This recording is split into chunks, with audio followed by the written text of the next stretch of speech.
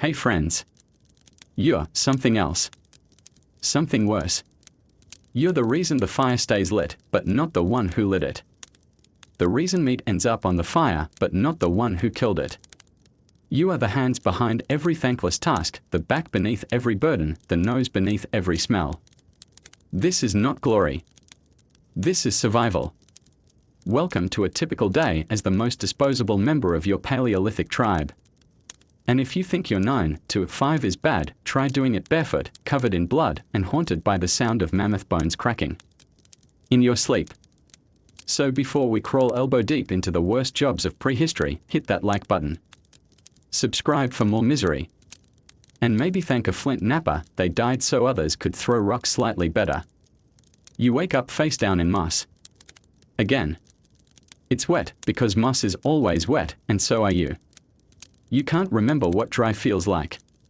Your bed is a collection of half-rotted ferns and your dreams were interrupted by distant mammoth bellows and closer, more ominous snuffling. Probably wolves. Or worse, relatives. Congratulations, it's 25,000 BCE, and you're in the Upper Paleolithic. But don't worry, you're not one of the cool cave painters in Lascaux, or the javelin-wielding mammoth hunters whose names people chant around the fire. No. You're the guy who makes the sharp things that everyone else gets to have fun stabbing with. You are a flint napper. You don't get credit. You get shards in your eyeball. It's just before dawn and the air smells like mildew, damp fur, and existential dread. The clan is still asleep, scattered like meat-scented logs around the fire. The fire is dying. The firekeeper's snoring. Of course they are. You try to sit up, and your spine protests like a mammoth being pulled uphill. Your legs are numb. Your shoulders have fused to the earth. But you rise anyway, because the rocks don't chip themselves, and the chief wants 20 new scrapers by sunset or else. He doesn't specify what or else entails. He doesn't have to. Your workshop is a flat patch of gravel near the stream. It's romantic in the sense that dying alone near it would be statistically expected. The river is icy. It might also be full of upstream feces, but you splash your face with it anyway. The cold slaps you awake harder than your mother ever could. Back when she still had teeth and opinions. You arrive at your rock pile. Some are flint. Some are chert. One is just a round, ugly nothing you keep around for emotional support. You sit cross-legged because there are no stools and take a deep breath. This is your cubicle now. The job is simple, make sharp things by hitting rocks with other rocks until a shape vaguely resembling a tool emerges. It's basically early engineering, minus math, safety protocols, and pay. Your first flake of the day flies off beautifully. Clean edge, good angle. A rare win. You allow yourself a second of pride before the next strike glances off and sends a shard directly into your thigh. Warm blood seeps into your mammoth hide leggings. You don't react. This is normal. Pain is just part of the apprenticeship you never asked for. As you work, others begin to stir. The hunters stretch and grunt and check their spears. The gatherers yawn, pick nits from each other's hair, and look for yesterday's dropped berries. You stay seated, chipping. One of the children toddles over and immediately tries to eat a flake. You swat their hand away. They cry. Someone glares at you for making the baby cry. You glare at the baby for being born during the Magdalenian period with no sense of boundaries. The sun creeps over the horizon like it, too, regrets its life choices. You're halfway through a hand axe when Grok saunters over. Grok is a hunter. Grok is also illiterate, but that doesn't matter because writing hasn't been invented yet. What has been invented is the smug grunt of a man who thinks hunting a sick reindeer makes him important. You done with that? Grok asks, eyeing the barely-shaped axe head. It's not even hafted, you mutter. Grok shrugs, takes it anyway, and walks off. He'll probably use it to miss a bison and then blame you when it cracks. Later, he'll claim he made it himself. That's the hierarchy: hunters stab, chiefs command, firekeepers whimper, and you. You chip. It's still early, but your back has already transformed into sediment. Your hands are swollen. You've swallowed more flint dust than food. You're 23 years old. You look 50. You'll be dead by 35, probably from an infected knuckle wound you got trying to make a spearhead someone will leave stuck in a tree, but hey, if you're lucky, they'll bury you with one of your own tools. And generations later, an archaeologist will dig it up, examine the craftsmanship, and say, primitive, but clever. They'll never know your name. They'll never know your spine cracked every morning. But they'll know your blade. And isn't that beautiful? No. No, it isn't. Flint knapping isn't just rock smashing. That's what the hunters think. They believe you just grab a rock, bash it with another rock, and voila, tool. That's because they've never tried it. They've never sat for 12 straight hours on frostbitten ground with a bleeding thumb and the pressure of knowing that if your next blade isn't sharp enough, someone might die trying to skin a boar with it. No. Knapping is an art form. A brutal, bloody, finger-destroying art form performed by someone who probably hasn't seen the sun in weeks because the good flint sits in a damp alcove behind the creek, where mold and despair grow in tandem. You begin with a core, a dense nodule of flint or chert, selected not for beauty but for breakability. You cradle it in your palm like a baby, if babies were hard, jagged, and didn't scream every time you struck them with a hammerstone. You position it just so, adjusting the platform angle, that's the flat edge, and deliver a calculated blow. Crack. A flake skims off, paper thin and deadly. That's a good one. You exhale. Maybe today won't be so bad. Then the next strike sends the core skidding out of your grip, slicing your palm open. Blood drips onto the stones. You consider letting it coagulate as glue. Someone once told you sinew works better, but you've got plenty of spare fluids leaking from your body these days. Efficiency. You retrieve the core, examine the damage. The edge is ruined. Too many mistakes and it becomes unusable, just another misshapen lump you'll throw at a cave hyena in a moment of frustrated nihilism. Knapping requires a rhythm. Strike, rotate, inspect. Tap, angle, flake. You've memorized the sequence, like a doomed dance performed for an audience of indifferent squirrels. There's no applause, only back pain and a growing pile of failed attempts. A teenage apprentice watches you from across the glade, wide-eyed and unhelpful. He asks, why do the flakes come off at an angle? You resist the urge to throw a hammerstone at him. It's called conchoidal fracture, you mutter, knowing full well that explanation means nothing when language is still a half-baked grunt recipe and metaphors are just elaborate snorts. You gesture instead. He tries it. Immediately breaks the flint in half. You sigh. Teaching is worse than working. You adjust your grip, press your antler tine against the blade edge, and begin pressure flaking, the fine detailing that turns a clumsy wedge into a refined cutting tool. Your thumbs tremble from effort. The tine slips. You jab yourself again. That's the 4th time today. You no longer feel pain, just the vague awareness that something has gone wet. At some point, someone walks past and mutters, how's it going? You grunt. You haven't had a real conversation since winter. No one talks to the flint napper unless they need something. They assume you like it, the solitude, the quiet craft. But you've started talking to the rocks. Not metaphorically. You whisper to them. Sometimes they whisper back. You finish one blade. It's decent. Leaf-shaped, with a clean edge and a pleasing symmetry. You hold it up to the light, not that there's much of it, and admire the way it gleams like dark glass. You imagine it embedded in a spear, plunged into prey, earning someone else praise while you sit here making it siblings. Then you drop it. It shatters. You stare at the shards, then at your hands. They are filthy, trembling, and covered in microscopic cuts. Your nails are gone. Your wrists click when you move them. You don't know what year it is. Nobody does. But you know it's Tuesday because you haven't cried since Monday. You pick up another core. It's too round, too lumpy. It looks like your hopes. But you position it anyway. Strike, rotate, flake. Because if you stop, you'll freeze.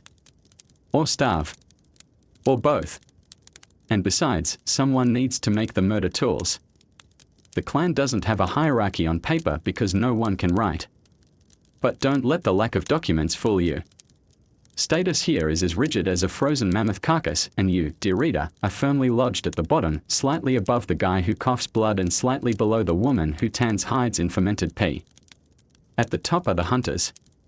Tall, loud, and perpetually wrong about everything, but they hold the spears, and that makes them gods.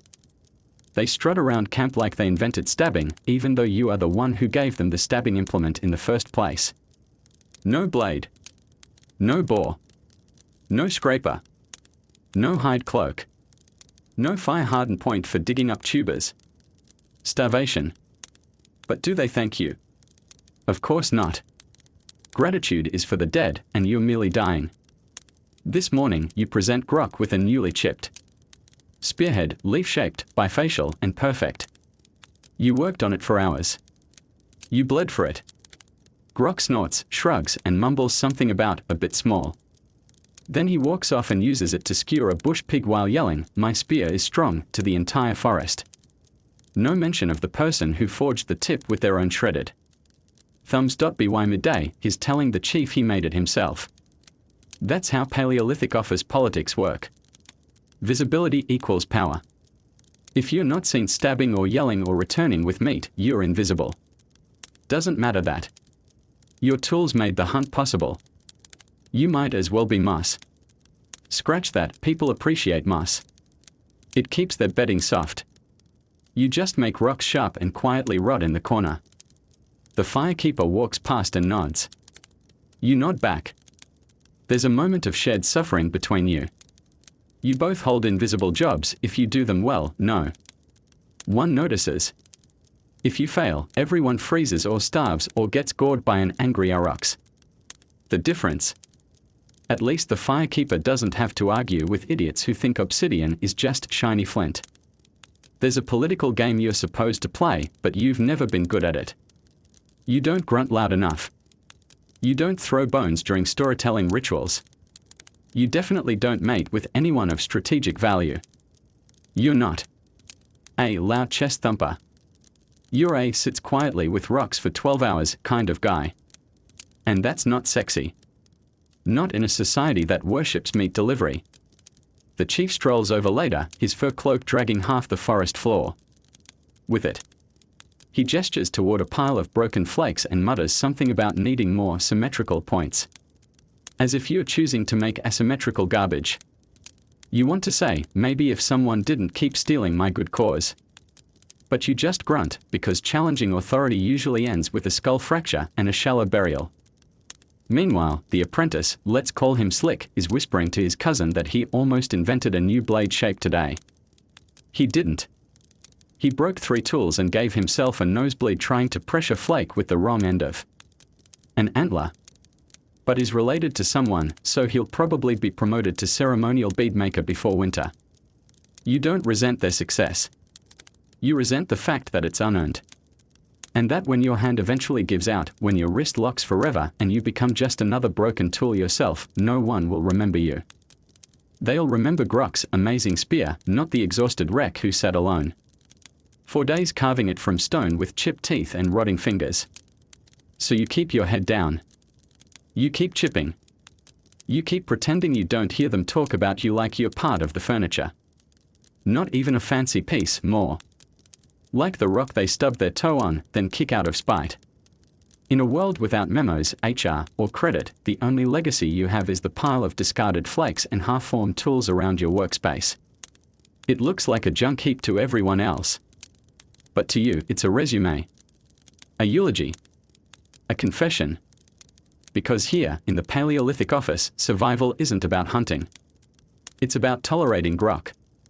Welcome to the Flint Napper's workshop, also known as that flat spot where the ground is slowly absorbing your spine. There's no tent, no covering, no ergonomic seating. Your only tool safety training was, don't bleed too much. Every day, you walk into what would, in any sane society, be considered a crime scene in progress. The floor is littered with flakes, razor-thin, curved like smiles, and just as deceptive. Step wrong and they'll slice your heel open like a fruit. Your fingers are already wrapped in layers of crusted hide and dried blood. You stopped counting the scars after your 5th attempt at a symmetrical scraper left you with symmetrical puncture wounds.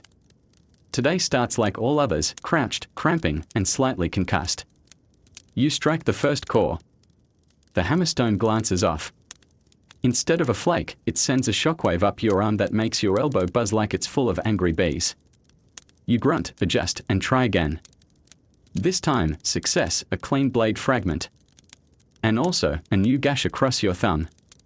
The irony, your greatest skill is cutting, and your greatest vulnerability is also cutting. There are no gloves. You tried. Wrapping bark once. It caught fire. You tried fur.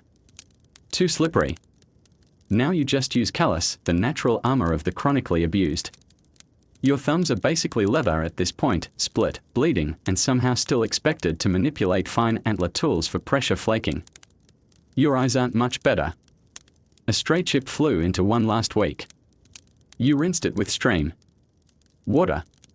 Bold move, considering that stream is downstream from where the waste digger dumps his buckets. Now your vision is blurry in one eye. Not infected, you tell yourself. Just evolving. Into something worse. And let's talk posture.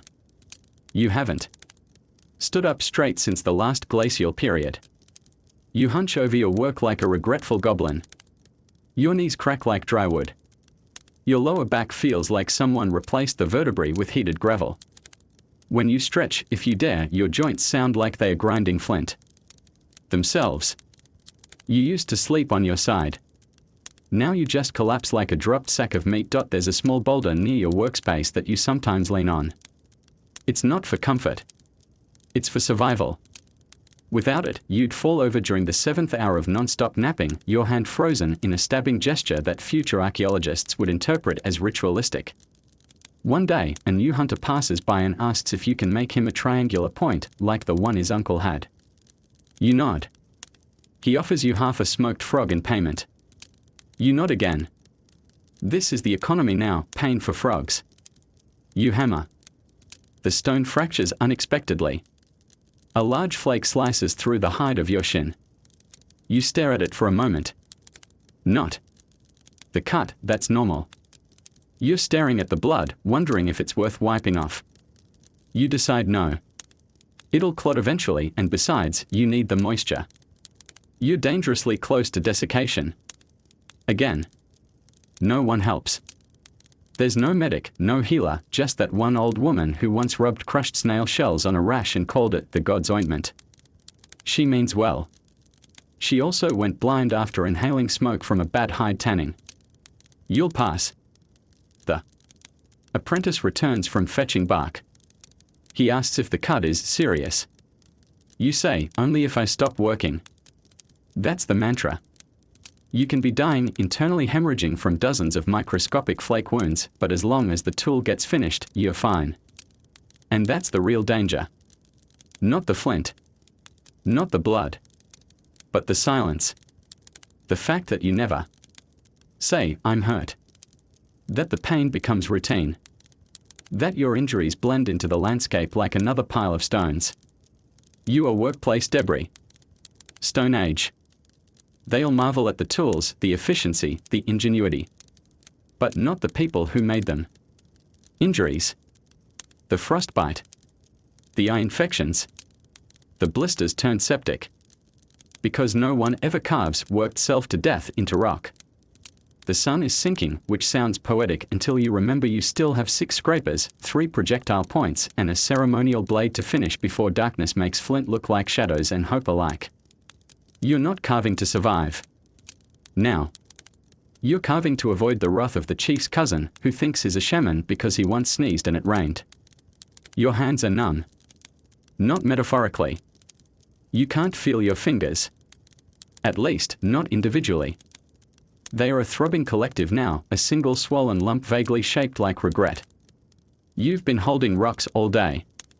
No breaks, no naps. No lunch. The berries you ate this morning were half rotten and probably fermented. You've been mildly drunk for hours, but it hasn't helped. You squint at the last piece of flint. It's not a good core. The platform is slanted and the grain runs wrong. It will break. You know this. But there are no other cores, and the apprentice used the last clean one to practice, which means he broke it in half and then cried. Again. You take a breath. Deep, cold. It smells like smoke, wet fur, and distant mammoth dung. You strike. The flake comes off clean. Unexpected. Encouraging. You strike again. Too hard. It snaps. You sit back and stare at the remains. It's not rage. Rage requires energy. This is lower. Deeper. You're excavating a new emotion somewhere between despair and geology. You want to scream. Instead, you mutter, of course. And start looking for a smaller rock to make a smaller tool to meet a smaller expectation. Across the fire, Grok is holding court again. He's telling a dramatic tale about how he single-handedly killed a cave lion using nothing but cunning. And a perfectly crafted spear. He means the one you made. The same one he broke and asked you to fix last week. The clan laughs. Someone throws him a hunk of dried meat. You get nothing. No one remembers the napper. Except the children. They call you Rock Hands, which is both a nickname and an accurate medical diagnosis. Your joints have calcified. Your thumbs click when you flex. You haven't thrown a spear in years, not since you jammed a pressure flaker under your fingernail and decided pain was your new hobby. The fire grows brighter as the night creeps in. You huddle near it, but not too close. Sparks trigger. Anxiety now. You lost your last tunic to a stray ember. Spent 2 days shirtless in sleet. No one noticed. Someone hands you a bowl of pottage, the universal food group of despair. You can't tell what's in it. Root vegetables. Maybe. Animal fat. Hopefully. Mushrooms. Definitely. Edible. Statistically possible. You eat it anyway. Because the day isn't over. Not until someone asks, "Did you finish my blade?" And someone always does. Tonight it's the firekeeper. He whispers that her last tinder splitter broke and she needs a replacement by morning. You nod. You don't even sigh anymore. That would require breath. You just shuffle back to your stone pile, the fire behind you casting long shadows that look like ghosts. Or co-workers. You choose one last core. Small. Flawed. Like you. Your hands shake. The flake doesn't come clean. You chip. You chip again. Eventually, something sharp emerges. You hold it up to the firelight. It catches the glow. For a second. You almost admire it. Then you hear footsteps. The chief. He points at it. That'll do. Bring it to the burial. You blink. Burial. He nods. One of the hunters didn't come back. Of course not. They never do. But they always get tools in their graves. Your tools. So when they find that burial site 100 centuries from now, some archaeologist will say, this blade is evidence of ritual significance. You'll be long gone. But your work, the bleeding edge of anonymous survival, will be there. And maybe, just maybe, someone will wonder who shaped it. They won't guess a man with broken hands, a crooked spine, and a 1,000-yard stare. But they'll call it craftsmanship. And that'll be the lie that outlives you. The tool is perfect. Balanced. Sharp. Deadly in the right hands. Yours aren't those hands. You made it, but you won't throw it. That's not your role. The hunter takes it. Doesn't thank you. Walks off into the trees. You sit there, hands bleeding, back bent, and wait to be told what to do next. The answer arrives with the stink of decay. The kill failed. Again. The others groan. They'll go hungry. But not you. Not exactly. You'll go hunting too, just a different kind. Your prey is already dead. Or mostly dead. Or recently abandoned by something with larger teeth. You don't get weapons. You get a gut knife and a bad feeling. Time to go look for leftovers. Time to earn your place by crawling where the lions just finished eating. The hunters are back. Empty-handed. Again. Their spears drag.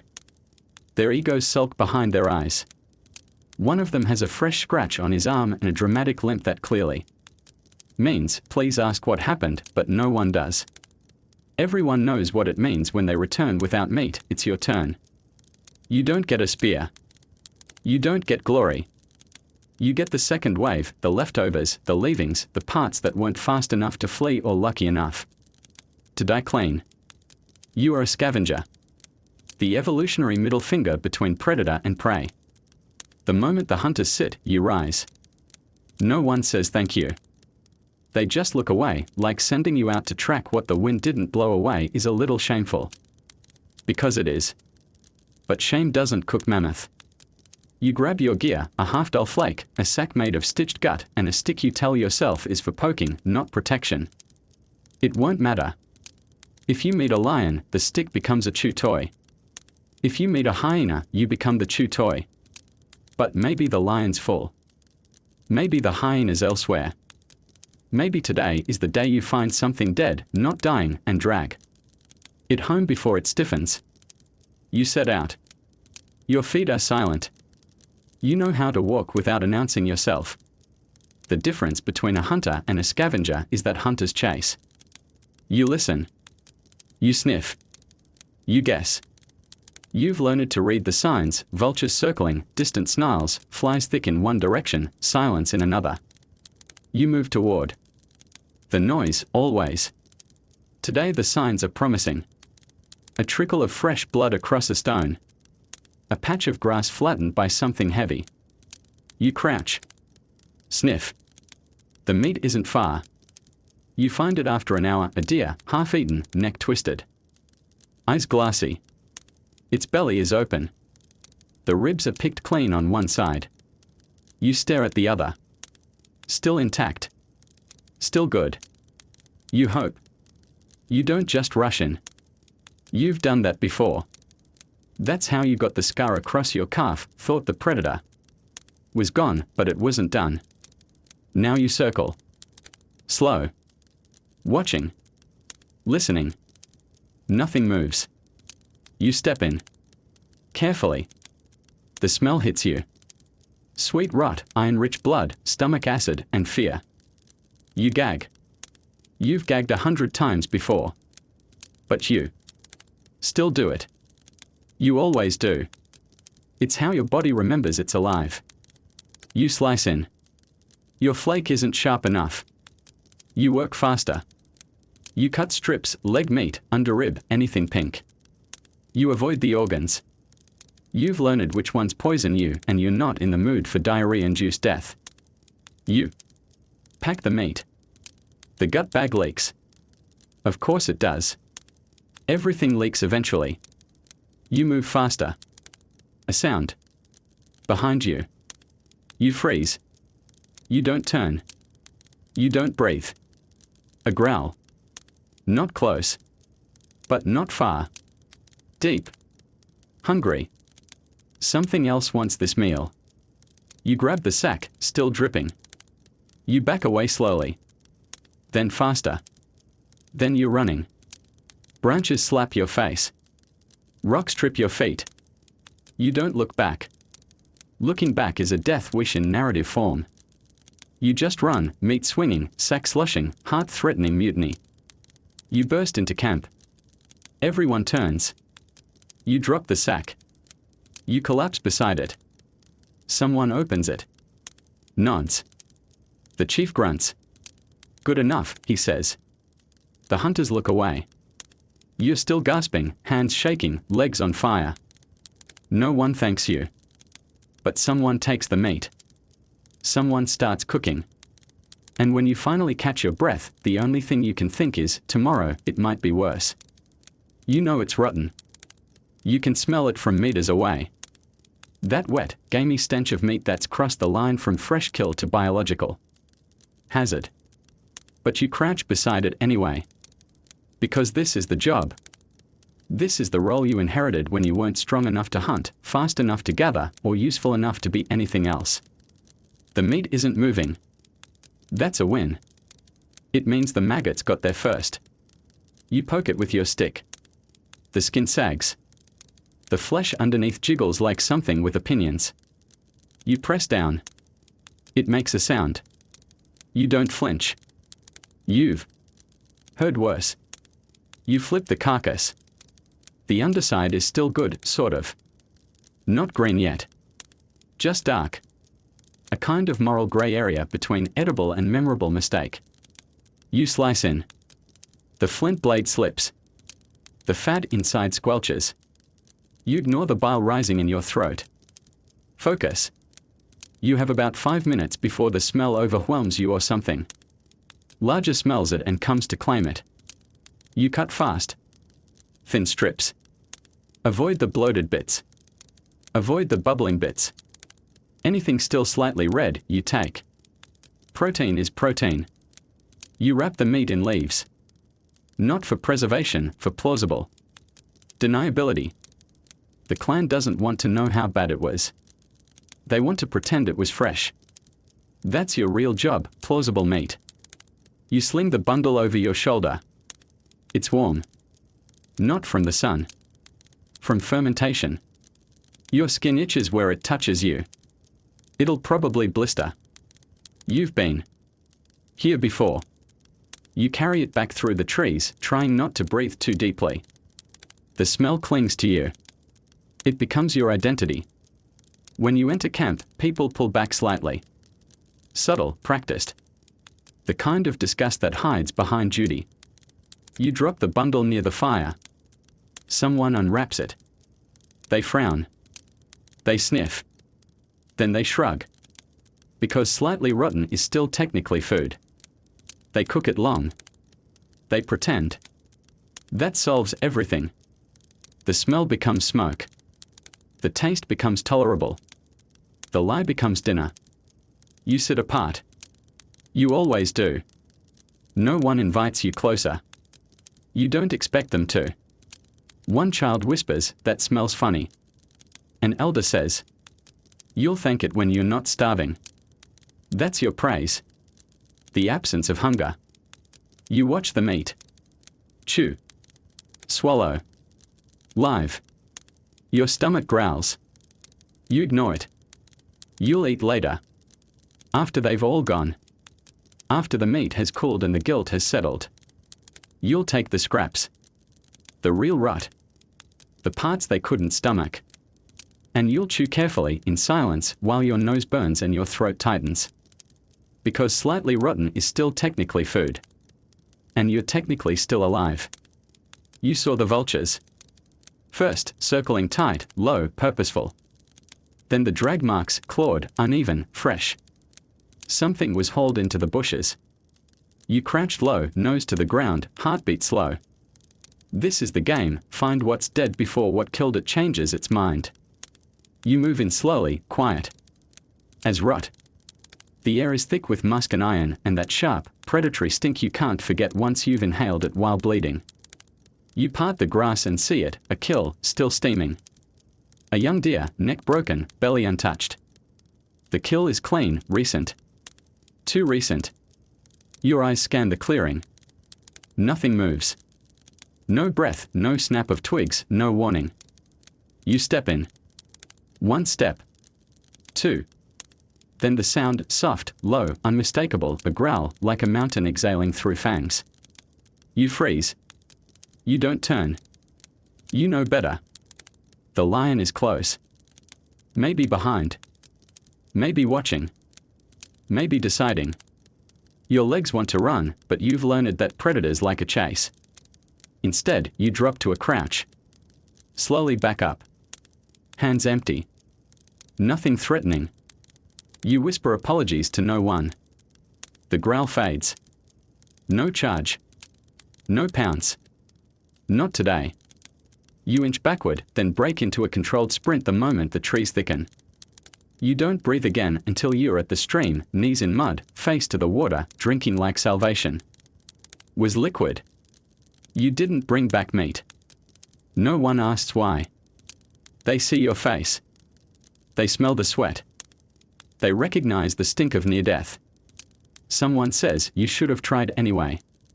You don't answer. You just stare into the fire and wonder if tomorrow the lion will still be hungry. Or if it will be waiting. You smell it before you see it. Not the sharp tang of blood or the heavy rot of days-old death. This is different. Sweet. Sickly. Alive. You follow the scent into the underbrush, stomach clenched, eyes squinting against the blur of smoke and exhaustion. Then you find it, or what's left. A boar, split open like a rotten fruit. The skin is puckered. The flesh bubbles. Not from heat, but from movement. You lean in. You shouldn't. But you do. Maggots. Thousands. Pale, writhing, rhythmic. They churn the body like boiling water. They've eaten through the eyes, the soft belly, the throat. The fur is gone in places, replaced by a slick, pulsing mass that twitches when the breeze shifts. You step back. Not because you're disgusted, you passed that stage months ago, but because maggots mean time is up. The meat's no good. Even if you stripped the outer layers, boiled it twice, prayed, it would still taste of death and digestive slime. You kneel anyway. You poke the hide. Soft. Hollow. You consider taking the bones. You could crack them for marrow. Maybe. If you could stomach the smell. But the marrow would taste like maggot. Everything does eventually. You rise. Your legs are slow. Your mouth is dry. You walk back to camp with empty hands. Someone scoffs. Again, they say. You nod. Maggots got there first. No one speaks. No one thanks you. They just turn back to the fire, bellies still half full from yesterday, slightly rotten. You sit alone. The scent still clings to you. Not blood. Not meat. But that rancid, shifting odor of failure. The maggots don't care about you. They'll eat anyone. You know. Someday, they'll eat you too. You don't hunt. You don't kill. You wait. You follow. You watch the sky for vultures, the trees for silence, the wind for the scent of things that have stopped moving. Your life is tied not to survival, but to aftermath. You live because something else died first. Today it's a goat. Not wild, someone's domestic escapee. It wandered too far, slipped on a ridge, and cracked its skull on a stone. You didn't hear the fall. You heard the flies.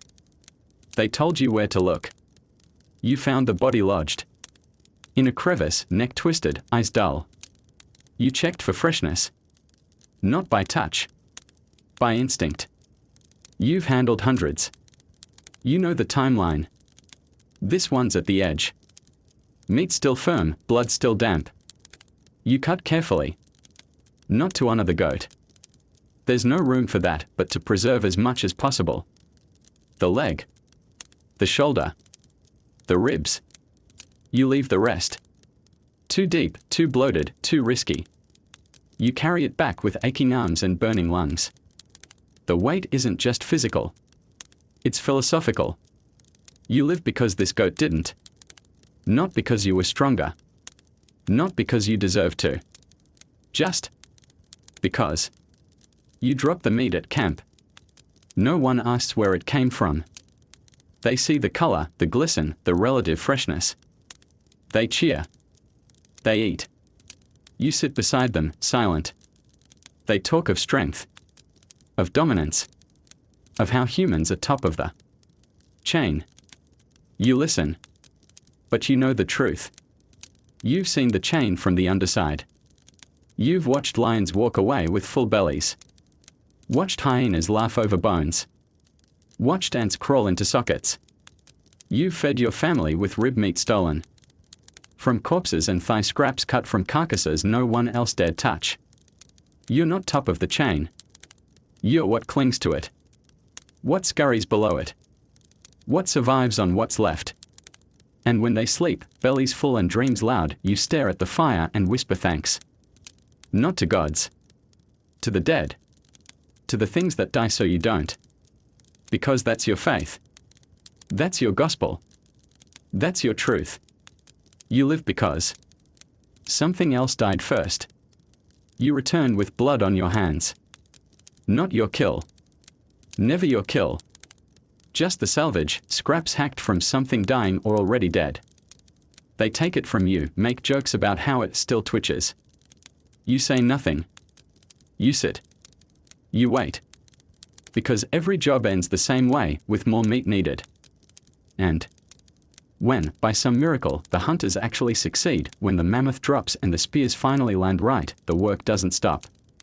It just gets heavier. You don't get to rest. You get to crawl inside. The scavenger walks so the butcher can bleed. And now, the real work begins. The hunters return triumphant. Spears lifted. Faces painted with ash and adrenaline. Behind them, dragged on a wooden frame groaning under the weight, is the mammoth. Dead. Huge. Beautiful, if you didn't know what came next. The camp cheers. Children dance. Someone sings a song older than language. And you? You get your knives. You don't join the celebration. You approach the corpse. Slowly. Like a priest approaching a god they secretly resent. Because the real work starts now. The hunters kill it. You make it edible. You feed the tribe, not with courage, but with labor. Your tools are flint, bone, patience. You touch the hide. Still warm. Still radiating the last moments of the mammoth's life. You press your palm to it like a mourner. Then you slice. The skin resists. Thick. Dense. It takes you 30 minutes. Just to open a shoulder. You're sweating before you've even reached the muscle. And once the skin comes off, you crawl inside. Literally. There's no other way. You vanish into its body, into steam and blood and the echoing stink of ruptured organs. Your hands go numb. Your boots fill with fluid. Your face is coated with fat, hair, bile. You can't stop to wipe your eyes. The meat has to be removed before it freezes. Before it spoils. Before the celebration ends and someone gets hungry. Outside, they are laughing. Telling the story of the kill. How brave Grok was. How the spear flew. How the mammoth screamed. No one mentions you.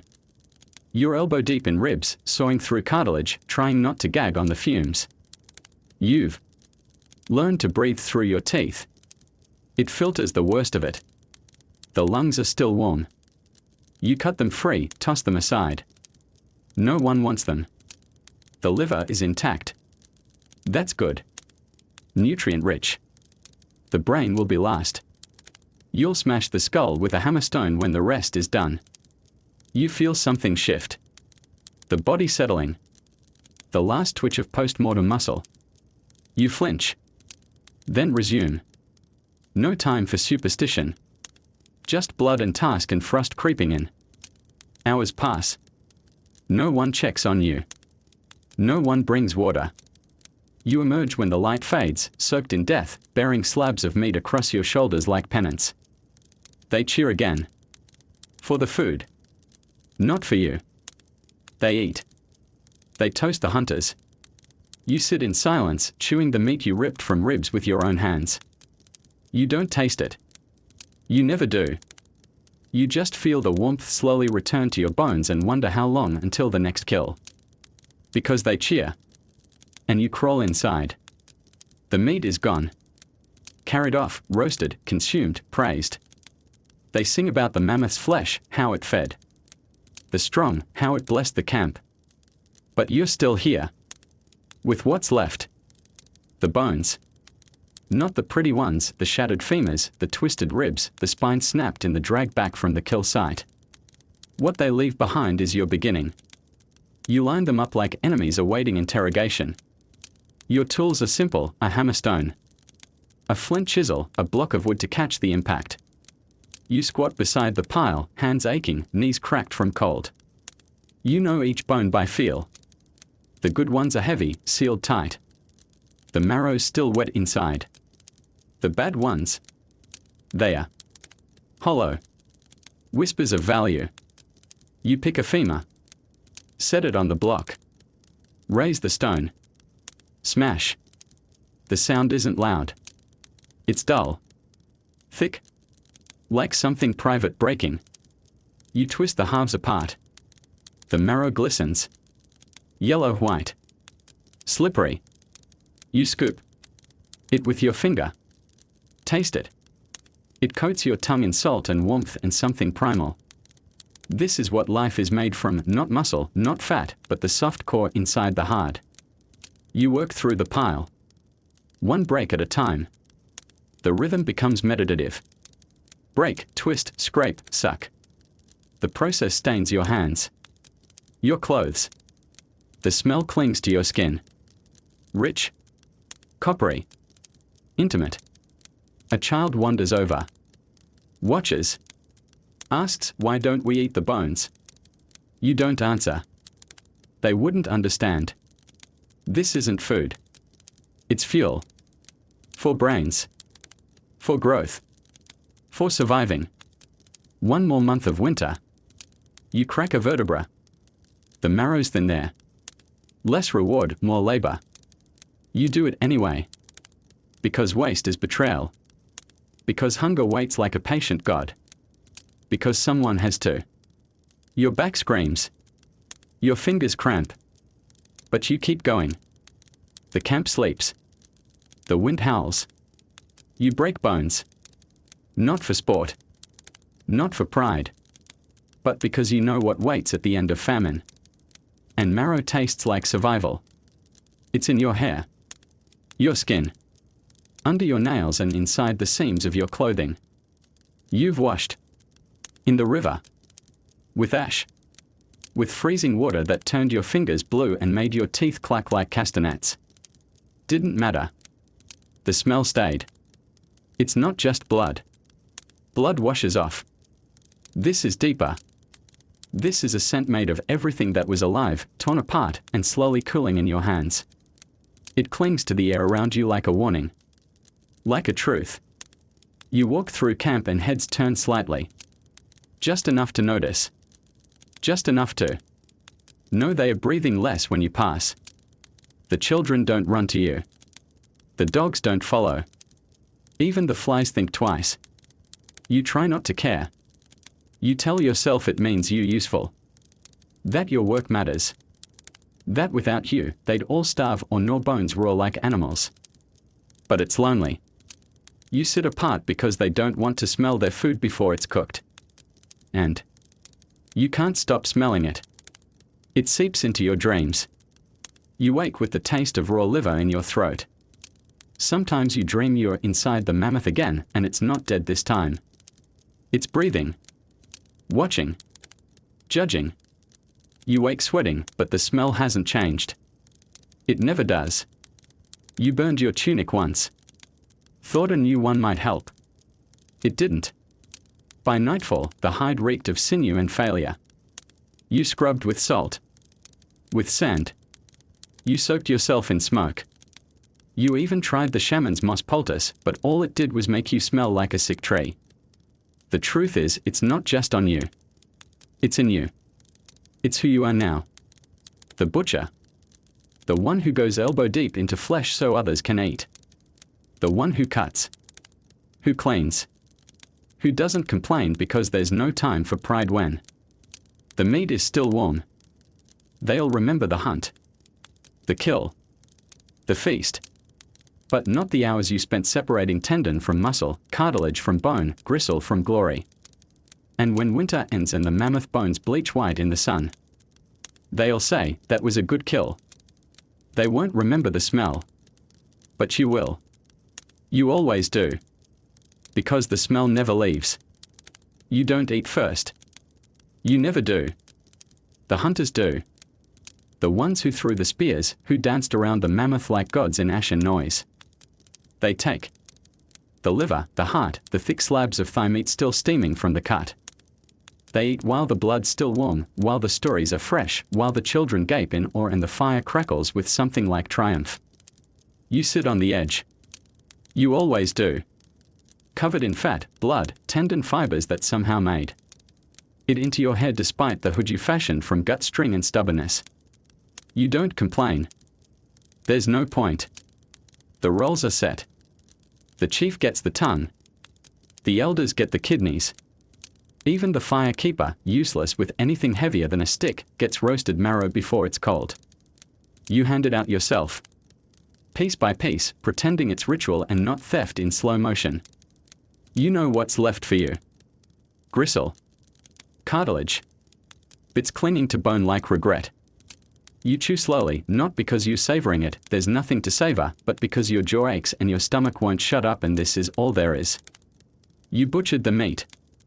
You know exactly how good it was.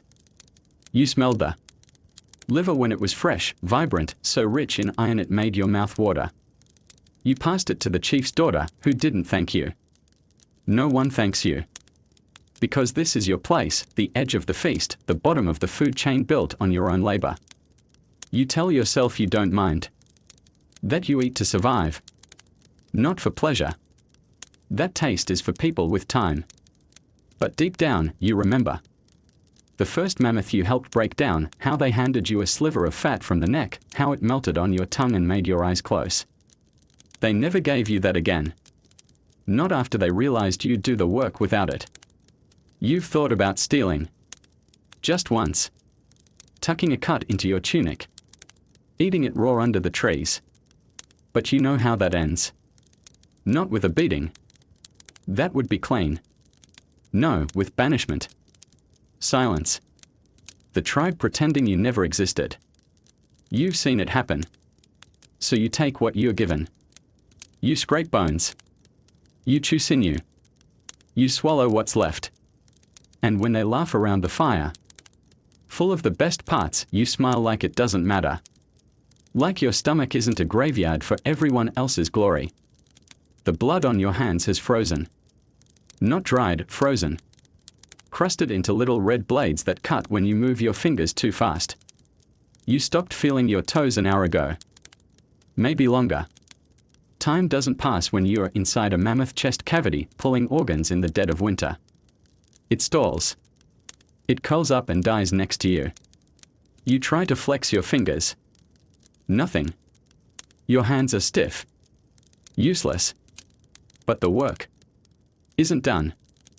There's still meat near the spine. Still fat under the ribs. Still warmth in the liver if you cut quick enough. So you keep going. You grunt. You sob once, not emotionally, just reflex, like your lungs are trying to warm themselves by crying. Doesn't work.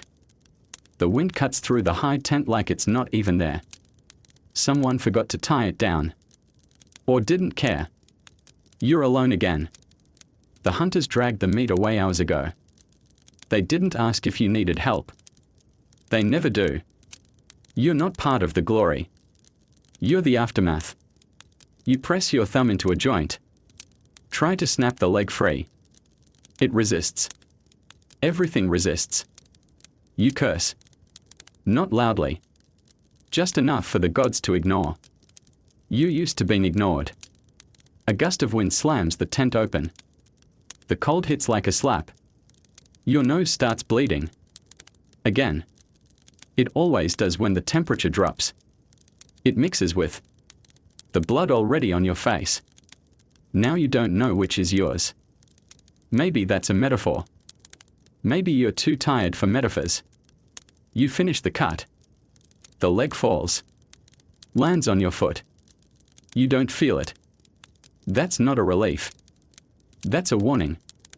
You sit back, spine screaming. Your boots are soaked through. The mammoth's fat has congealed in your sleeves. Your arms are shaking from the inside out. This is the reward. This is the job. You don't get praise. You get frostbite. You get pain deep enough to whisper. You get the kind of cold that teaches your soul how to beg. You stagger out of the tent dragging what's left. No one looks up. They are too busy chewing. You drop the meat by the fire and collapse. Someone takes it. Someone mutters, good timing. You want to scream. Not at them. Just in general. Into the void. But you don't. You just sit there. Hands burning from the blood thawing into them. Feet useless. Heart somewhere else. And inside your head, where no one can hear it, you scream. And scream, the mammoth's gone now. Bones scraped. Fat rendered. Nothing left but tracks in the snow and the smell of victory rotting quietly in the back of your throat. You thought maybe, just maybe, they'd let you rest. But then someone coughs. Someone doesn't get up. Someone's skin goes grey and quiet. The feast turns into a funeral no one wants to organize. And you? You're still holding the knife. They hand you the body like it's just another carcass. No words. No ceremony. Just a quiet shuffle backward, as if death is contagious through proximity. You were the one who carved the meat. Now you're the one who buries what's left of the ones who couldn't digest it. The butchering never ends. It just changes faces. It's morning, maybe. The sky is a color you'd call damp ash. The mist smells like mold and unspoken trauma. You stretch and immediately regret it. Every joint cracks like twigs under a mammoth. Your breath fogs in the cold air, and your knees ache like they owe the Ice Age money. You hear the scream before you're fully awake. A sharp, guttural yelp from the edge of camp. Not the good kind, not food found or saber-tooth. Repelled. This is the "we found something we don't want to deal with" scream. And you already know. Before you stand. Before you see the crowd gathering. Before someone yells, "Call the corpse person." Which isn't your name, but might as well be. You know. Another body. You trudge toward it, not because you want to, but because if you don't, it'll just sit there, bloating in the sun while everyone avoids eye contact. You are the designated handler. The unofficial mortician. The Paleolithic garbage collector for humanity's leftovers. The body is young. A boy. Maybe 16. You think his name was Bruck, but you're not certain. No one forms deep emotional bonds when half the clan dies before 20. His face down in the reeds near the stream, limbs contorted like he fell wrong or was dropped. You give him a gentle nudge with a stick. No movement. Definitely dead. There are no priests. No doctors. No mortuary tools. Just you, a handful of prayer stones, and a lifetime of learning what death smells like. This one smells of familiar. Not fresh. But not gone too long. Somewhere in that liminal space between salvageable ritual and "oh God, it's moving on its own." No one steps forward to help. They watch. They always watch. From a safe distance, like death is contagious. And it is, sometimes. That's part of your job, figuring out what killed them. Was it a predator? A fall? Or something worse, something invisible, slow-moving, and far more democratic? You check for bites. Nothing obvious. No claw marks. No broken limbs. But the skin looks mottled. The lips, blue. The body, clammy. You sigh. Probably the sickness. Again. You wave the onlookers back. Some of them mumble prayers. Others just stare, calculating whether it's close enough to their hut to move. It is. You'll have to burn the bedding. You grab a loop of braided sinew. Your makeshift tow line and wrap it around his ankles. No one offers a hand. You didn't expect one. They are already backing away. Someone mutters something about bad air. You nod. They are not wrong. You begin to drag him toward the burial pit. The ground is cold and hard. The corpse is heavy. His arms flop against the soil, leaving streaks behind like brushstrokes. On a very cursed canvas. You can't lift him. Your back won't allow it. You stopped lifting corpses solo after your third slip disc. Now you drag. Always drag. You reach the pit, shallow, dug last season when the winter cough took 6. There's space. Barely. You roll him in, not gently but not cruelly either. Just efficiently. You cover his face with a scrap of hide. It's all the dignity you can offer. You want to say something. A word. A grunt. Anything. But the words don't come. You cover him with soil. The dirt is cold. Your hands are colder. When it's done, you sit beside the mound, breathless, watching the mist roll in again. Death has no end. No closure. Just a cycle. And you? You're the one stuck turning the wheel. Back at camp, someone is already dismantling Bruck's hut. Recycling the wood. Reusing the stones. Nothing is wasted. Not even grief. Someone walks up and asks, "Do you think it's the sickness again?" You nod. They nod back. And then walk away. They don't thank you. They never do. Because someone has to do it. And that someone is you. The pit was supposed to be temporary. Just something quick, a response to last winter's fever wave. You dug it fast, through permafrost. With antler picks and bleeding knuckles, while the others stood back and said, "Deeper." Just in case. That just in case came every few days. Now the grave's edge is worn smooth from use. The dirt is thin. The soil collapses if you dig too eagerly. You've lost more than one body to an accidental cave-in. No one talks about that. There's no time. There's always another body. Today, the chief's niece comes to you in private. She whispers that her sister hasn't moved since dawn. She asks if maybe it's just sleep. You nod. But you don't move. You wait a moment. Because what she's really asking is, could it be anything else? And the answer is always no.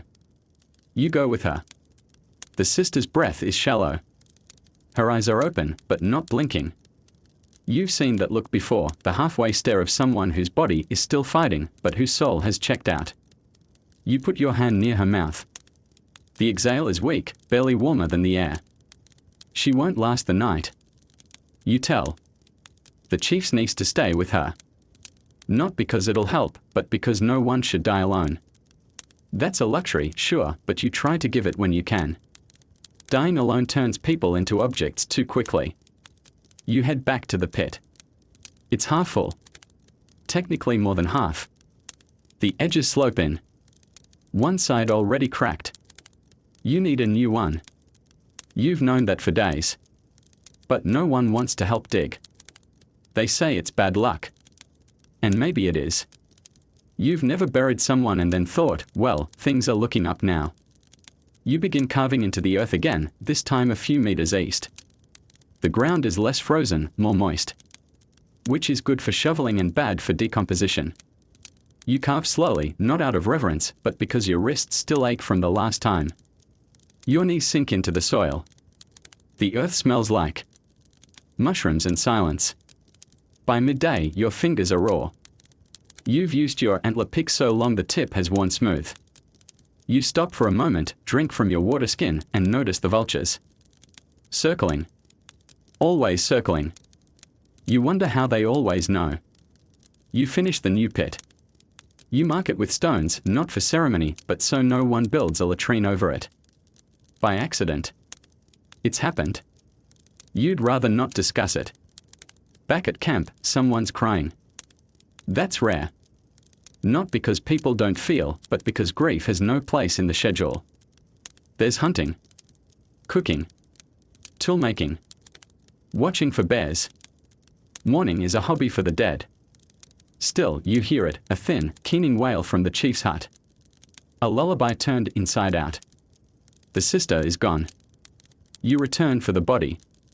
The niece helps. You wrap the girl in hides. There's no procession. No drums. Just the two of you, dragging her through mud and memory. At the pit, you lay her down. The niece says a few words, something about the stars, the river, and not being cold anymore. It's the most anyone said this week. You cover the body. You pack the dirt down. And you leave. Back at camp, no one meets your eyes. That's normal. Death work is contagious, not medically, but spiritually. People avoid you like you're already halfway gone. They say things like, "At least it wasn't the children," while looking at the children and thinking, "It will be." That night, by the fire, someone tells a story about a time before the sickness, before the constant burials. You smile. Not because you believe it, but because pretending is easier. And when the fire dies down and the stars return, you sit alone, watching the burial pit in the dark. Because someone has to remember where the graves are. You don't have gloves. They haven't been invented yet, and if they had, no one would waste precious hide on the corpse handler. You're not a hunter. You're not sacred. You're a necessary inconvenience, like rain or intestinal worms. Today, the body is bloated. Not grotesquely, but enough to know it's been lying in the sun too long. No one told you when it died. They just waited until the smell reached camp and then pointed vaguely toward the woods. You bring your dragging cord and a bent stick that used to be part of a spear. That's your toolkit. You find the body near the creek, half covered in leaves. It was an old man. You think. His face is slack, lips pulled back like the wind is trying to peel him. His stomach has started to rise, gases, always the gases, and there's already a fine layer of flies. They scatter when you approach, then return the moment you start working. You grab the ankles. The skin slides. You nearly lose your grip. It's always like this. The first pull is the worst. After that, it's just damage control. There are no rituals, no chants. Just the awkward scraping of a body being dragged over stone. You can't lift him. Your back won't allow it. And besides, the weight isn't distributed like it should be. Rigor mortis is gone. Now he moves. Like a waterlogged sack of bone. You try not to breathe. You always try. But the smell finds you anyway. It's sweet and rotten, like old fruit stuffed with secrets. You breathe through your mouth. That's worse. You breathe shallow. That's unsustainable. Eventually, you just give up and let the scent enter. Become part of you. It already is. You reach the pit, one of the older ones, half-filled, crusted with dirt. You scrape out space with your stick. It breaks. You use your hands. No gloves. The soil is cold. Wet. It sucks at your fingernails.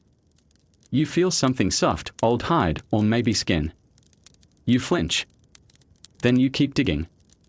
There's no one watching. No one will say, "You did good." They'll say, "Took you long enough." Or they'll say nothing. Silence is the common currency here. You roll the body in. You don't check to see if it lands right. There's no right way to fall into a hole. You cover it quickly. Not reverently. Just efficiently. You pack the dirt with your fists. Your nails split. Blood mixes with mud. You sit back when it's done. Your hands are black. Your clothes are worse. You wipe them on the grass. Useless. You stink. Of death. Of work. Of the thing no one wants to name. The apprentice walks by, nose wrinkled. He asks, "Why do you always smell like that?" You want to say, "Because I've buried more of your family than you've met." But you just grunt. Let him wonder. Let him smell it on himself someday. Because he will. They all will. There are no gloves. No tools. No mercy.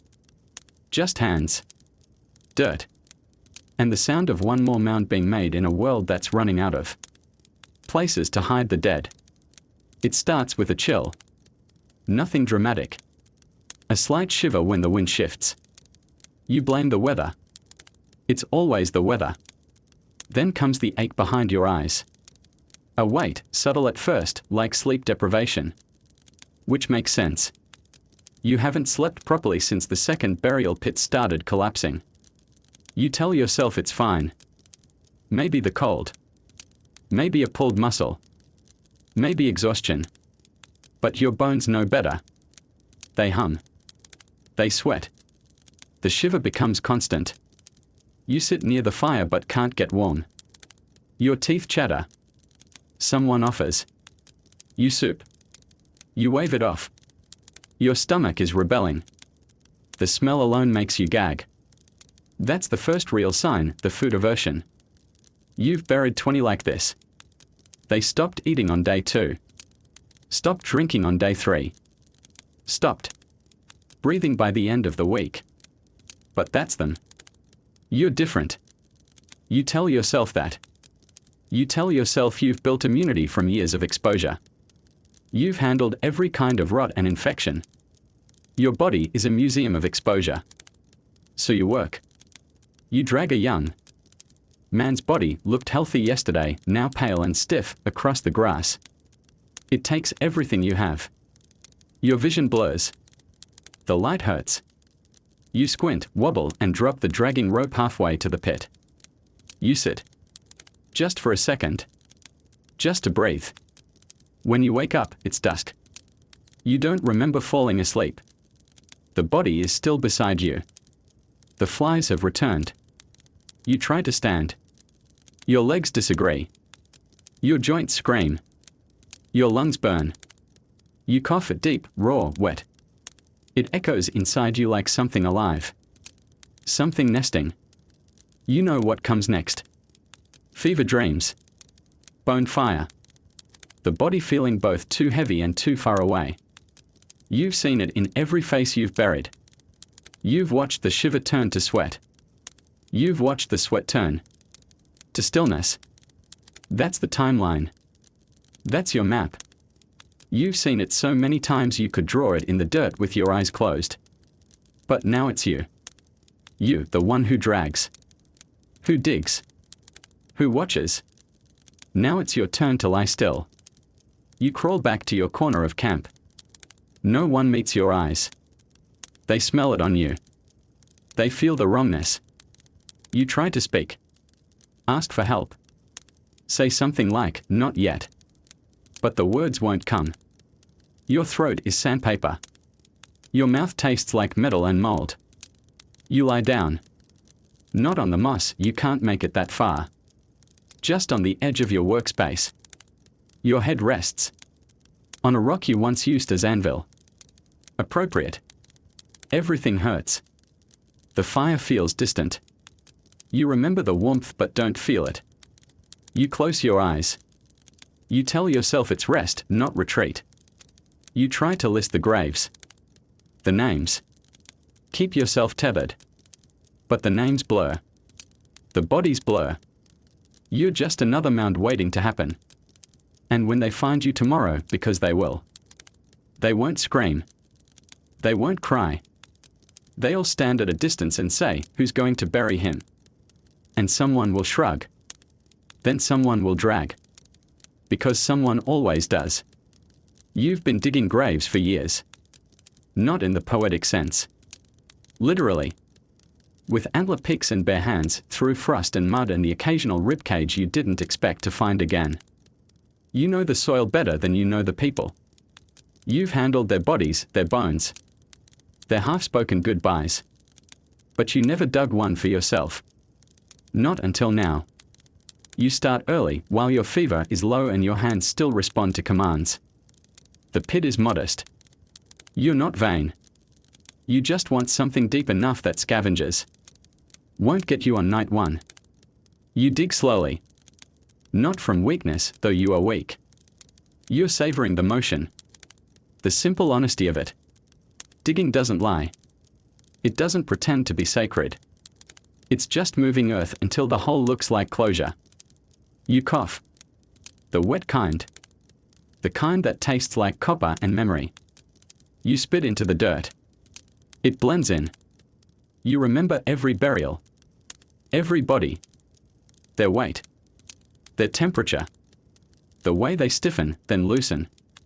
The way they stop being a someone and become a something. You wonder how long it'll take for that to happen to you. There are no prayers. You've heard them all. You've whispered them. They are just noises people make to push back the dark. You hum instead. A low, broken thing. The song your mother used to sing when someone vanished in the snow. It has no words. Just vibrations. You finish the grave by midday. No one helps. No one asks why. Maybe they know. Maybe they are just used to you kneeling in dirt, doing work no one wants done. You sit beside it. Watch the sky. The clouds are thick. It might snow. You hope it doesn't. Not yet. Not until you're in. You lay your tools beside the hole. Rope. Stick. Scraps of hide. The objects of your profession. Your legacy is a pile of used implements and perfectly symmetrical pits. You laugh. Just once. It comes out wrong. Like choking. You lie down. Not in the grave. Beside it. You want to slide in when it's time. Not before. You close your eyes. Not to sleep. To remember. The faces blur. The names are gone. But the weight remains. All those bodies. All that silence. You wonder if someone will bury you. If they'll pull the hide over your face. If they'll pack the dirt tight. You doubt it. But it's nice to pretend. The fever spikes again. You shiver. Then sweat. Then shiver. You curl into yourself, a bundle of bones wrapped in cloth and duty. You've done the job. Dug the hole. Made the ending simple. That's all you ever wanted, for someone else not to have to drag. When the cold finally claims your breath, it'll be quiet. No ceremony. No last words. Just one last mound. Made by the only person who knew exactly where it should be. You scrape the dirt over the body. Not deep. Just enough to keep the animals confused for a night or two. No one helps. They never do. You return to camp with the smell still in your nose, the weight of death clinging to your bones. Someone asks if you washed your hands. You laugh. Quiet. Hollow. The truth is, the hands never get clean. Not from this.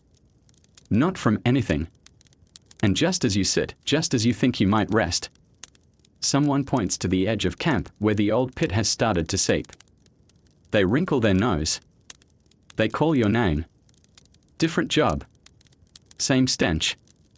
Because once you've carried the dead, digging through what comes before death isn't a promotion. It's a routine. They always say, just dig another one, like. It's that simple. Like holes don't collapse. Like the earth isn't frozen half the year and crawling with insects the other half. Like you're not already nursing 3 infected blisters, a splinter under your thumbnail, and the permanent stench of communal regret. You rise before the hunters. Before the fire's even warm. Because someone has to deal with it. The waste. The leavings. The mess no one wants to admit exists. You head to the edge of camp where the last pit overflowed 2 days ago. They kept using it anyway. Of course they did. It's your problem. Not theirs.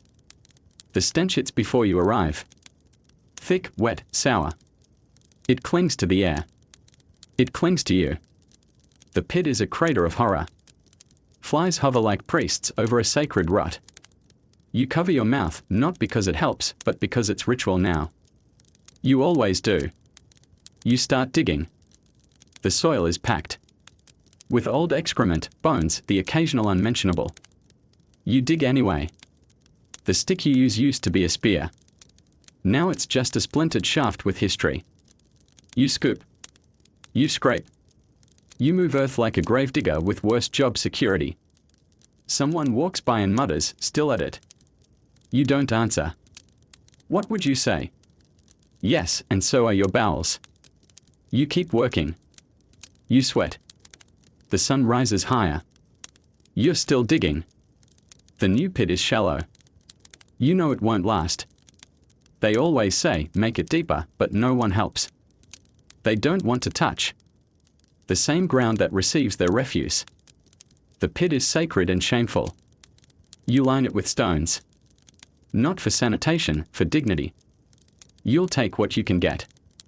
By noon, the new pit is usable. You mark it with sticks. You tell the chief. He nods. No thanks. Just a nod. You collapse in your corner of camp, covered in dirt and the smell of other people's insides. Someone laughs nearby. The firekeeper waves. Even they look down on you. The corpse handler gets ceremony. You get shrugs. But no one else digs the pit. No one else faces the stink. You do. Because someone has to. And the pit never stays dug. It's not just a stick. It's the stick. The one passed from hand to hand, reluctantly, silently, like a cursed relic. You didn't ask for it. One day it was in your hand and no one would take it back. It's smooth from use, cracked at one end, blackened by 1,000 touchings of things better left undescribed. You don't clean it. There's no point. It's beyond clean. It's consecrated in layers of human memory, in what people were, what they are, and what they discard. When someone new arrives in camp, a visitor, a wanderer, a cousin from another valley, you always see the same moment. Their eyes lock on the stick. They wrinkle their nose. They glance away. That's the hierarchy. Not who leads. Not who eats first. It's who has to hold the stick. And it's always you. The others pretend it's not important. It's just waste, they say. Just a job. But they never touch it. They never even stand close when you use it. You carry it to the pit every morning. You stir. You prod. You move things around so the new waste doesn't pile on the old too quickly. You've tried burning it. It smokes like betrayal. You've tried burying it. It grows flies like crops. So you dig and you stir and you carry the stick like a holy object in a religion of filth. One child asked once, "Why don't you carve a new one?" You said nothing. Because the truth is, you've tried. But every new stick becomes that stick. The weight isn't in the wood. It's in the purpose. The shame is cumulative. It's embedded. When you die, they'll throw it in after you. Not out of spite. Out of relief. You'll finally be free of it. Until someone else picks it up. Because the waste never stops. The pit always fills. And the stick waits. They all do it. Every single one of them. The chief, the warriors, the firekeeper, even the shaman who claims to have transcended flesh, all of them squat in the woods or over your pit and contribute to the growing mountain of human discharge you spend your life managing. They eat. They digest. They defecate. And then they walk away. No glance back. No word. No assistance. Not even a gesture of acknowledgement that you exist. You wake each morning to new deposits. Some are polite, shallow pits nearby, half-covered with leaves. Others are bold, theatrical, as if someone aimed at the rocks just to prove they didn't care. You used to get angry. Now you just take mental notes. You know their patterns. You could map the clan by their bowel movements. You could identify them by shape alone. It's a gift. A curse. A biology degree written in dirt. You try not to think about it, but you can't escape the smell. It clings to your skin. To your breath. To your dreams. When you eat, it's there. When you sleep, it's there. You once had a name. Now you're just the one who deals with it. The hunter who brings back half a deer gets praise. You remove literal disease from the camp and get ignored. You tried once, just once, to ask for help. You didn't make a speech. You just left the stick in the middle of the circle and walked away. You thought maybe someone would take the hint. No one touched it. It sat there all day, accusing. They looked at it like it might explode. At dusk, someone knocked it over by accident and it vanished. You found it the next morning behind your sleeping mat. They always find a way to give it back. So you go on. You dig the pits. You move the waste. You keep the flies and the sickness one day further from the huts. And they go on pretending that they live in a world where their excrement simply disappears. It doesn't. It has a custodian. And he smells like the truth they refuse to face. They think it's luck. That no one's sick this month. That the children's cough cleared up. That the fever that took 3 last winter hasn't returned. They think it's the gods, the herbs, the shaman's smoke ritual that smells like burnt hair and wishful thinking. But it's you. It's always been you. You, with your pits and your stick and your daily routine of removing the evidence that humans are filthy animals with dreams and digestive systems. You keep the waste away from the water. You bury the infected cloths, the half-burnt bone, the bile-soaked moss. You do what no one else wants to acknowledge needs doing. You are sanitation. You are pest control. You are the thin, stinking line between mostly okay and mass burial. You know how the sickness starts, you've seen it. It begins with carelessness. A pit left open. A pile of waste too close to the cooking stones. A child squatting where they shouldn't. Then the coughing starts. Then the fever. Then the silence. You've carried bodies to the corpse handler that you knew didn't have to die. You've told them. Quietly. Firmly. You have to cover it. They nod. Then they don't. So you do. Every time. You cover it. You scrape it. You dig a new hole when the old one seeps. You move the camp line stones back when someone defecates upwind. They don't notice. But they don't die either. You think maybe that's enough. But some days it's not. Some days you want someone to say it. Just once. Thank you for keeping us alive. Not the shaman. Not the chief. You don't need ceremony. Just someone, maybe even the child who almost stepped in something unholy yesterday, to say, I see what you do. But they don't. They won't. Because your work is invisible unless it fails. And if it fails, they'll look at you anyway. So you keep digging. Keep burying. Keep smelling. Because you are the reason the camp isn't sick, not yet. But if you stop, they will be. And no one else will pick up the stick. You had a name once. You remember it vaguely. A good one. Strong. It meant something. It came with stories, with pride, with people who said it out loud because they liked the way it sounded. That was before the pits. Before the smells. Before the job that slowly made you invisible. Now they don't say your name. They say him, or the digger, or the one with the stick. You stopped correcting them. You stopped expecting anything at all. Because out here, doing what you do, no one cares who you were. The waste doesn't care. It doesn't remember you as a child dancing in the rain. It doesn't remember that you once helped kill a boar, or that someone once called you clever. It just accumulates. Grows. Demands. Every day it waits for you. A new pile. A new pit. A new reminder that this is what you are now, not a person, but a function. They don't mean to erase you. It just happens. The smell comes first. Then the distance. Then the silence. Eventually, you become part of the background. A moving object. A shadow.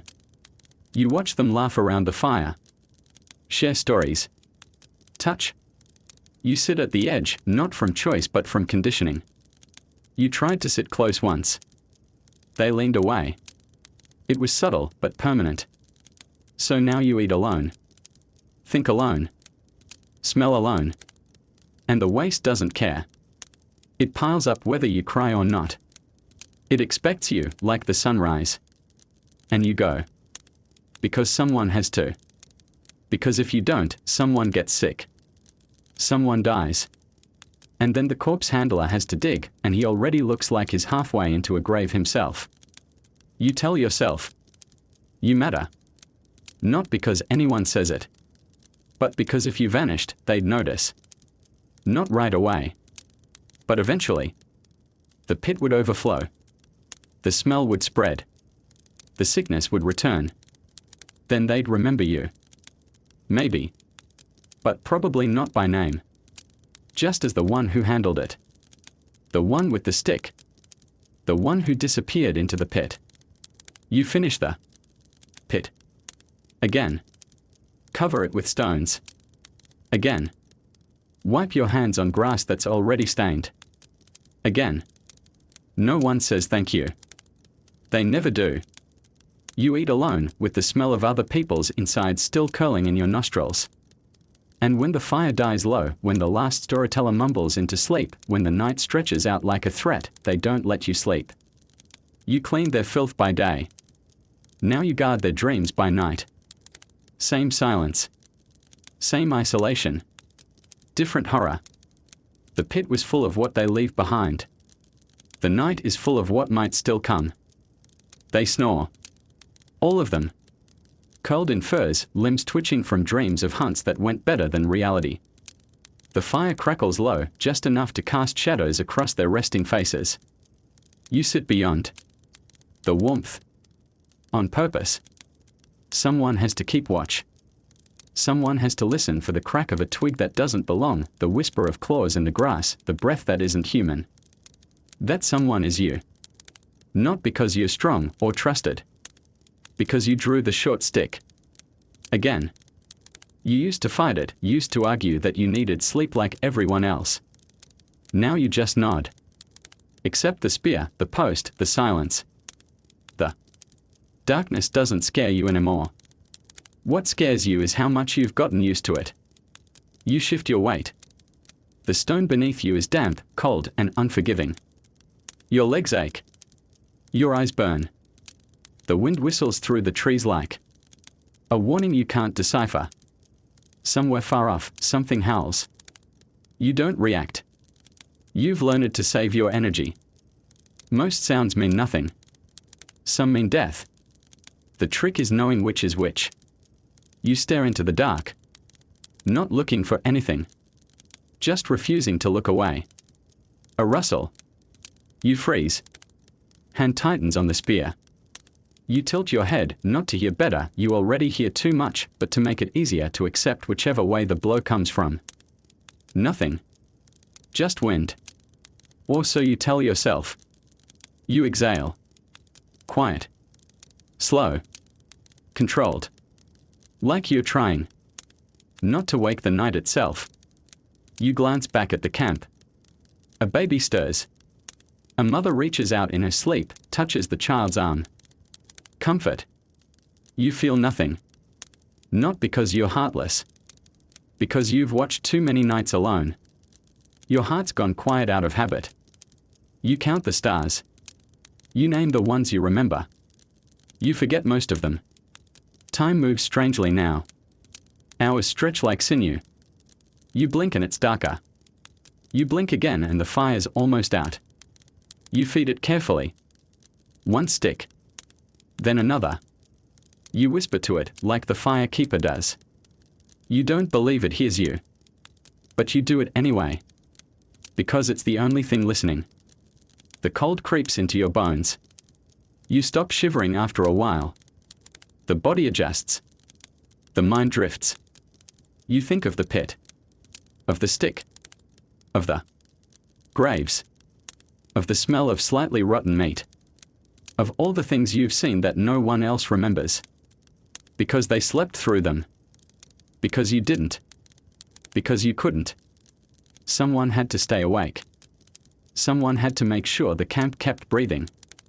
And that someone is still sitting here, eyes open, watching nothing, guarding everything, waiting for the sun that always comes but never warms you.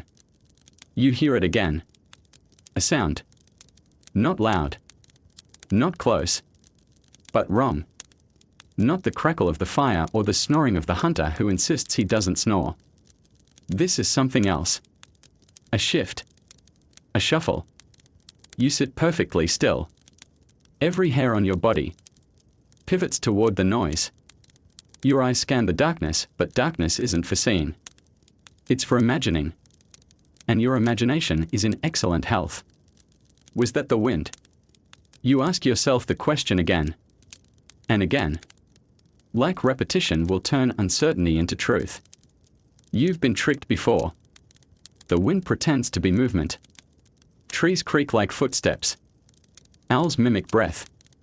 And you sit there, heart galloping in your ribs, gripping a spear that would be more useful as kindling if anything truly awful decided to arrive. Still, you stand. You always do. You leave the fire's edge, stepping into the murk beyond the camp. You're the only thing moving. Everything else watches. You can feel it. The trees. The stars. The cold. They all want to see if you flinch. You move toward the sound. Slow. Careful. Not to be quiet. To buy time to run if something moves. Your feet know the way. You've patrolled this stretch before. You know every route, every dip, every stone that could twist your ankle and turn you from sentry to supper. You stop. Listen. Nothing. Just the wind. Maybe. The fire is a small glow now, behind you, like the last warmth of a dying memory. You are alone. You always are. You crouch beside the tall grass. Peer into the black. You think you see something. You don't. You always think that. You stare too long, and the dark starts to pulse. Shapes form. Shadows squirm. You know it's not real, but that doesn't help. Your brain, robbed of light, makes monsters. You start to retreat. Back to the fire. Back to the snoring. Back to the comfort of heat and the illusion of safety. You tell yourself it was the wind. That it's always the wind. That nothing is there. That you're not being watched. That the night doesn't have teeth. You reach the fire. Sit again. Feed it a stick. Then another. You don't look away from the dark. Just in case. Because it might have been the wind. But you've seen what happens when it wasn't. It starts with shapes. Not shadows. You've made peace with shadows. These are outlines. Just at the edge of the firelight. Human-sized. Sometimes taller. Sometimes crawling. At first you blink them away. Easy. A trick of the smoke, the flickering flame, the way your eyes haven't rested in days. But they keep coming back. Always. In the same spot. Then a little closer. You don't move. You don't want to admit you're seeing them. That gives them power. You grip your spear. Not because it helps. Because it's a ritual. Something to do while the mind starts cracking like frostbitten stone. You blink again. This time one of the shapes doesn't vanish. You stare it down. It stares back. You know it's not real. You tell yourself that. You say it over and over in your head, not real, not real, not real. But what does real mean when you haven't slept in 3 days and your sense of time is unraveling like old gut string? The wind shifts. The shape is gone. Or it never was. You wipe your eyes. Your hand comes away wet. Tears. Blood. You don't remember rubbing them. The fire hisses. You look into it. Faces bloom in the flames. Not metaphorical. Actual faces. Familiar ones. Dead ones. People you buried. People you watched die. You look away. Look back. They are gone. The embers whisper like voices in a dream. You stand. You need to move. Ground yourself. Prove you're still in the world. You walk to the edge of camp where the shadows are thicker. You whisper greetings to the dark. Not because you think it will answer. Because part of you hopes it won't. Your foot catches something. You stumble.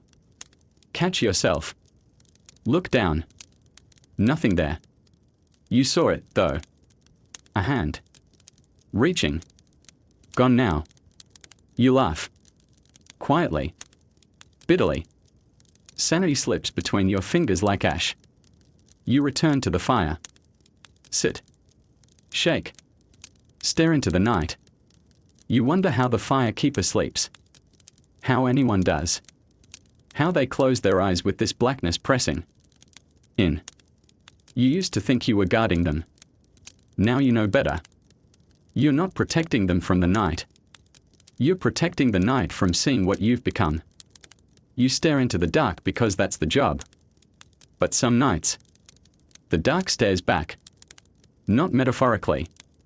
Not spiritually. Literally. You feel it, something out there watching you as you watch it. A presence. Not a predator. Those are easy. Predators make noise. They stalk. They breathe. This thing doesn't. It waits. Like it's weighing you. Judging. Like it's seen night after night of your sleepless rituals and decided it's time to introduce itself. At first, you try to ignore it. Focus on the fire. On the flickering logs, the crumbling charcoal. On the shapes your people make in sleep, curled, snoring, blissfully unaware. But your eyes always drift back to the trees. To the one place where the shadows never move. Where the dark seems just a little darker. That's where it is. You can't prove it. You just know. You've watched that spot too long not to be sure. You start breathing through your mouth to quiet the sound. You stop moving altogether. You want it to think you've gone still. But it doesn't care about noise. It doesn't need sound to find you. It already has. You whisper something. You're not sure what. Maybe a prayer. Maybe a dare. The void doesn't answer. But it doesn't leave, either. And that's worse. You try to tell yourself it's imagination. Sleep deprivation. Primitive paranoia. But you've imagined plenty of things.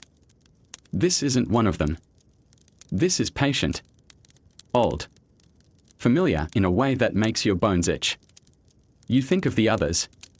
In the camp. How close they are. How far. You could scream. But then they'd know. They'd wake and see you standing at the edge of the firelight, talking to trees. That would be the end of your duties. Maybe the end of you. So you don't. You keep your mouth shut.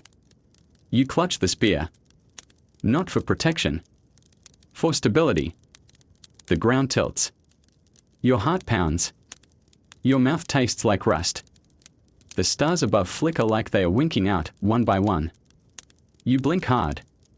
When you look again, the shape is gone. Or it never was. You sit back down. Fire. Breath. Cold. You tell yourself. It's over. But something has shifted. You're no longer watching the dark. You're being watched by it. And now you know the truth, the void doesn't just stare back. It waits for you to blink. It always happens the same way. Not a burst of light. Not a triumphant fanfare. Just a grey edge peeling the darkness off the horizon like dead skin. The birds start first. Low, confused chirps that sound more like questions than songs. Then the shadows soften. Then the sky turns from black to ash. Then color returns, like the world slowly remembering itself. You sit exactly where you've been for hours, legs numb, spear limp across your lap, the fire. Reduced to red memory. You survived. Again. The thing in the dark didn't step closer. Or maybe it did and simply decided not to touch you. You'll never know. That's the worst part. You're awake, but not alive. You see the sunrise, but it doesn't warm you. The others stir. Stretch. Yawn. Someone scratches their belly and mumbles about breakfast. The firekeeper complains. The wood wasn't stacked right. The chief wants to know how cold the night was. No one asked you. They never do. You're there, but you're not. You're a figure beside the ashes. A thing that was awake when they slept. They assume you'll do it again. That you always do. And you will. Because that's the role. That's the cost. The sun is up now. You stand slowly. Your joints crack like twigs under snow. Your back screams. Your fingers don't bend right. You don't speak. What would you say? That you saw something. That the void blinked. That the dark whispered your name in a voice that didn't sound human. They'd laugh. Or worse, they'd stop letting you keep watch. And then someone else would stare into the dark. And you know what lives there. So you stay quiet. You stretch. You nod. You walk to the edge of the camp and piss into the dirt. That's the closest thing to a prayer you offer. The sky is blue now. The tree's golden. Someone is cooking. The smell is warm. Inviting. You don't eat. You just watch. Listen. Wait. Because the sun always comes. You just don't feel it anymore. We like to imagine our ancestors as fearless hunters, wild-eyed, loincloth demigods charging mammoths with nothing but courage and pointy sticks. But someone sharpened those sticks. Someone boiled sinew to tie the heads on. Someone tanned the hide they wore by soaking it in urine. And when they didn't come back from the hunt, someone dragged their half-frozen corpse to a shallow grave and pretended not to breathe. You weren't the hero. You were the labor. You were the background. You were necessary and utterly forgettable. So the next time your boss schedules another meeting that could have been an email, be glad your job doesn't involve mammoth guts, fermented pee, and the knowledge that if you die, someone will probably use your bones as tools. Like. Subscribe. And next time you flush a toilet, spare a thought for the waste digger. He walked so you could poop indoors.